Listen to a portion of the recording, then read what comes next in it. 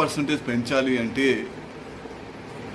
Voting అనేది compulsory చేయవలసి వస్తుంది. ఎవరైతే ఓటు వేయకపోతారో, సరైన కారణాలు లేకుండా ఓటు వేయరో అటువంటి వారికి గవర్నమెంట్ ద్వారా ఇచ్చే ప్రయోజనాలను, బెనిఫిట్స్ను వాళ్ళని తగ్గియడం, అదే రకంగా ఇతర దేశాల్లో ఉన్న మన సిటిజన్స్కు కూడా ఓటు హక్కు కల్పించడం, అంటే ఈ ఓటింగా, ఆన్లైన్ ఓటింగా అనే మార్గాల ద్వారా వాళ్ళకు ఓటింగ్ రైట్స్ కలగజేయడం. అదే రకంగా